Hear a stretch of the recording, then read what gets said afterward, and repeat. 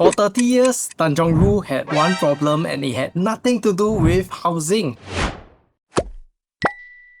Waterfront living 10 minutes from CBD, diamond high at its doorsteps, even sea views, the Geylang River and National Stadium next door. But no MRT station, none. And if you didn't drive, you couldn't live there. That's why every condo in that enclave was built in one narrow window between 1996 and 2004, and then it just stopped. And to be clear, Tanjong Rhu has two clusters that we are talking about today. There's the freehold stock that is scattered through here, the waterside, the line at Tanjong Rhu and Arena East, and many boutique freehold condos. And then there's the Leasehold enclave, the part that's possibly more famous thanks to all the Singapore promotional videos. This new site is Leasehold, so that's the set we'll be comparing it against. On 5th of February this year, CDL and Woh Hup paid a total of 709 million for a plot at Tanjong Rhu Road, 1,455 PSF PPR. The first government land sale in that enclave in nearly 30 years. Tanjong Rhu spent 3 decades being beautiful and unreachable for most, but then it all changed. Tanjong Rhu and Katong Park Station opened in 2024, and the third one, the Founders Memorial Station, arrives in 2028. Team Singapore is also moving in next door, so the question beckons, is the roughly 3,000 PSF that you'll be asked to pay a fair price for a transformed estate? Or is the transformation already factored into that number? And also, before we start, I'm not very good at asking for this, but please consider following this channel. It gives me more motivation to do more of these videos and also stops my boss from nagging me to keep saying this line every time I see him. And now that's out of the way, let's dive right in. Let's start with what the beat tells us because it's revealing, especially if you watch my Lucent Grand video. The Tanjong Rhu Road tender closed with a total of 5 bids. CDL partner with Woh Hup topped it at 709 million, 1,455 PSF PPR. The top 4 bidders, which are reputable developers by the way, are all within a 5% spread from the winning bid. Only Kingsford at 1,235 PSF set out on its own. Now hold that next to Lakeside Drive GLS. The same developer, 8 months earlier, CDL paid a premium a whole 10% above the second bidder. Here in Tanjong Rhu, 4 of the 5 bidders landed within the same starting numbers, with CDL just managing to nudge ahead. And just to give you a comparison, 1,455 PSF PPR is higher than what developers actually paid for government land sales in prime districts last year. Holland Link, River Valley Green and Dunearn Road all landed within 1,410 to 1,432 PSF. Now a 99-year city fringe plot in District 15 just outbid District 9, 10 and 11. And sit with that for a moment because it really tells you how this industry reads this address. But that still doesn't fully explain the whole gap. 525 units across high-rise blocks on a 131,000 square foot site with an integrated early childhood development center. CDL will also likely orientate this block to maximize the land size and the views of the various water bodies somehow. But hold that thought, because of everything in this video, I think that is a claim that we would have to question the hardest. And I will show you why later. The preview is targeted for around the first quarter next year with the completion estimated at 2031. The last government land sale in Tanjong Rhu was awarded in 1997. That plot became Water Place, which was launched in 2001 and completed in 2004. So what does the last GLS project here fetch today, and what will the next one ask? Water Place resales have been averaging around 1,900 PSF over the last 12 months. The new launch, based on the forecast and the break-even price, we are looking at an possible average of 3,000 PSF. And that's a 55% premium over the newest leasehold condo in this enclave. And it's not just Water Place. Take a look at the whole enclave holders first because the prices here may surprise you. So the entire existing leasehold enclave, roughly 2,600 private units, trades in a band of about 1,600 to 1,009 PSF on average. This new launch is asking for something way above that range. And now plenty of the gap is fair and obvious, right? These are 99-year lease condos that are from 1993 to 2004 and they are already about 20 to 30 years old. And after all, you're buying into a fresh 99-year lease, new constructions, modern layouts, modern facilities, and nobody should expect that a 2026 launch to be priced like a 1996 launch. But there's one number that isn't about the lease at all, and that is the one I would like to compare for a sense of housing density and where our future construction's going. And that is the land plot to unit ratio across the developments. And the keyword here is half. The new project has half the land per unit of the older enclave and less than half of the bigger ones. Those 1990s projects were built at plot ratios around 2.8 with genuinely large units, which by the way I'm selling one of the units here, 2-bedroom Coastal Rhu unit at 990 square feet. And this is something pretty rare these days. This site is being built at a smaller plot of land with a ratio of 3.7. So the trade here isn't just new lease versus old lease. Yes, you get a fresh 99 years and modern finishes and facilities, but it will cost 55% more per square foot on half the land size per unit. But that still doesn't fully explain the whole gap. Something else is driving up prices because a place that was so ulu prior to the MRTs can't consistently be climbing unless there's a real demand over here.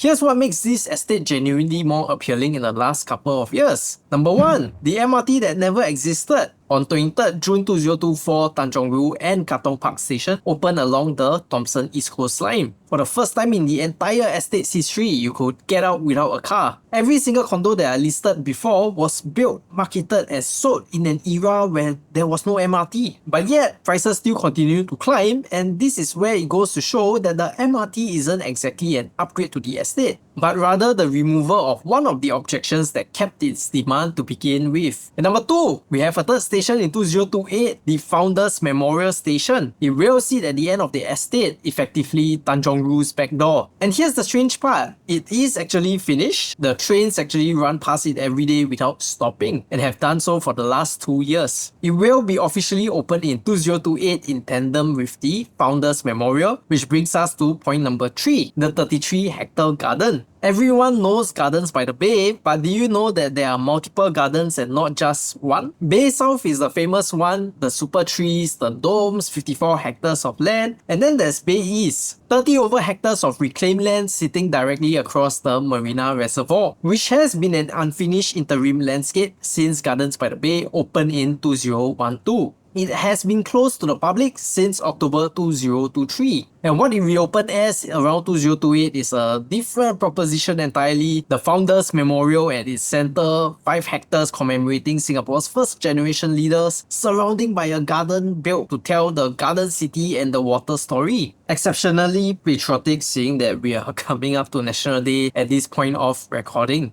And point number 4, Team Singapore moves in. The Sports Hub was renamed to The Kallang or The Kallang in November 2025, and Phase 3 development starts from this year. An 18,000 seat indoor arena replacing the indoor stadium, a national training center, and a revitalized waterfront mall targeted for 2028. And during his 2024 National Day rally, PM Wong announced that Singapore Sports School is relocating from Woodlands to Kallang. Kallang isn't just hosting sports or concerts anymore, it is slowly becoming the physical home of Singapore's entire athlete pipeline, from the school kid all the way up to Olympian. And everything that I just said, Tanjong Rhu is going to be the closest residential neighborhood to all of it. The Rhu Crossroads runs from the estate straight into the garden, and in 2028, this entire enclave gets a 30 over hectare national garden as its backyard, with a national monument in the middle of it and its own MRT station at the gate. You are not just staying near a park, you are staying next to Singapore's latest attraction. And that's a very specific lifestyle that doesn't currently exist anywhere in Singapore. Perhaps similar to One Marina Gardens, except that over here we have a better track record of the estate's demand. And put all of these together and you get something specific that this isn't just a future transformation story. 2 of those stations are already built and running. The renaming has already happened, the redevelopment has started. You can even go and stand in it this weekend.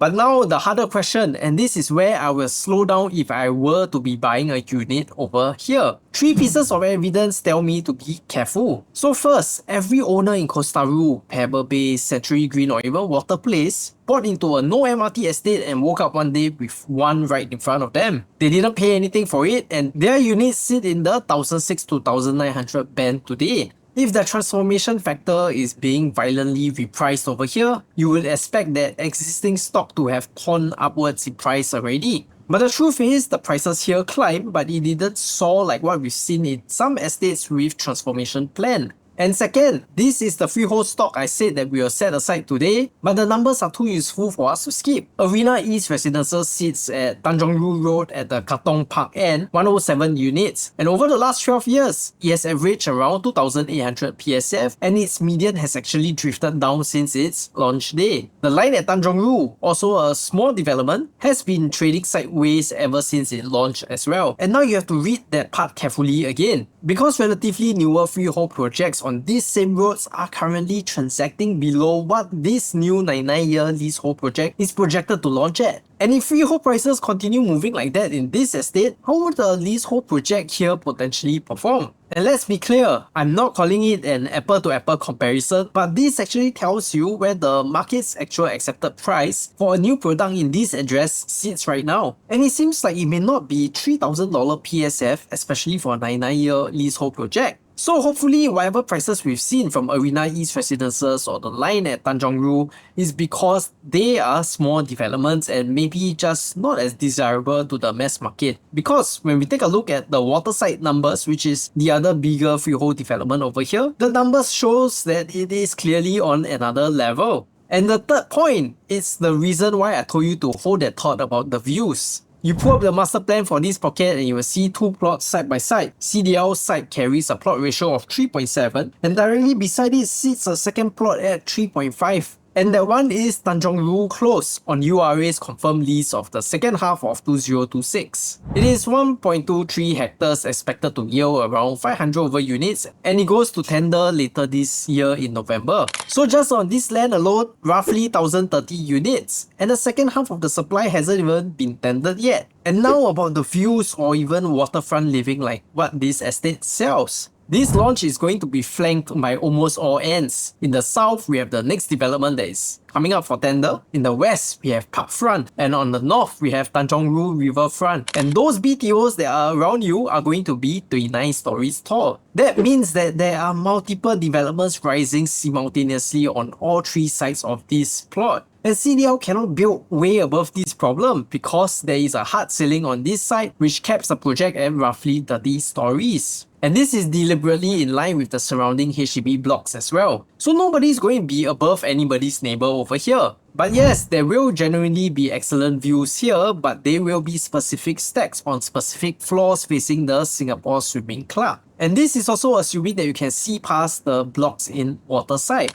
And while we are on the views, HDB's own BTO brochure promises unblocked waterfront views for some of these riverfront residents. A 4-room flat here was priced up to 779,000, perhaps one of the pricier 4-room BTO so far, for good reason. But a 3-bedroom condo next door will ask somewhere in the north of 2.5 million. So it's entirely possible to say that the best views in this pocket of Tanjong Rhu actually belongs to a unit that costs less than a third of our new launch. And now before anyone rushes off to go and buy these BTOs, you can't buy them anymore. They were already balloted in 2024 and nobody's selling one for another 12 to 14 years due to the PLH policies. But it's worth thinking for a moment. Because underneath all these bizarre numbers is the real point. You will not be paying 3,000 PSF for the view over here. The view actually went to a ballot winner at less than a third of the price that you're actually paying for. What you're paying for is a fresh 99-year lease and a freedom to sell it to whoever you want. And also the land plot that is just directly below it, will CDL be bidding on it to defend its prices? Or are they actually stretched too thin at this point and become vulnerable to an undercutting price war in that region? Or perhaps now that CDL is out of the picture, would everyone else be bidding at lower than 1,455 PSF PPR when the tender is out in November? Which is why this whole segment is here to help you slow down and zoom out to see what's actually happening in this estate. So who's going to be the buyer pool for this new launch despite everything we've said? And firstly, we have the Enclave Upgrader, and this is the most underrated pool of buyers. The entire leasehold enclave in this estate is at least 20 to 30 years old, and owners are on the sidelines watching their lease slowly deteriorate over time, with their infrastructure and facilities all aging over time. Selling a Costa Rhu or Pebble Bay unit and moving to a fresh 99-year lease without leaving the neighborhood is genuinely a rational trade. The same right-sizing logic that we applied to the lender owners in the Lucent Grand video. And number 2, without a doubt, will be the Diamond High parents. Diamond High is at 10 Tanjong Rhu Road, not nearby adjacent but close enough for them. For a certain kind of buyer, that alone justifies the postal code. And thirdly, here is the pool that everyone assumes will exist but likely doesn't, because it sounds like there are plenty of BTOs coming up here with nearly 2,900 new flats in a private waterfront enclave. The obvious assumption is that this is your future upgrader pool or exit liquidity, but it isn't, at least not in the near future. Both projects here will launch under PLH. That means a 10-year MOP, not 5 years. Riverfront completes around 2028, Parkfront around 2029. So the earliest any of these households can sell is somewhere around 2038 or 2039. And when they do eventually sell, they will have to hand back 9% of the sale price as a subsidy clawback, and their buyer has to sit under the prevailing HDB income ceiling. And so those 2,900 HDB households are effectively frozen in place for the next 12 years or so. And when they eventually want to sell, their sales price is likely going to be capped by the PLH policies. And so if you are hoping that they will be your exit liquidity, the bridge might be too far for them to cross into the 3,000 PSF threshold. But let's be fair about this. These HDB estates just across the road will bring about new coffee shops, supermarket, preschools, shops, you name it, and more footfall. And this is a real amenity inject in an enclave that has historically almost none, while they are adding zero competing resale supply for over a decade. So the neighborhood becomes higher density but gains new conveniences without a single of the resale flats appearing to compete with you on price.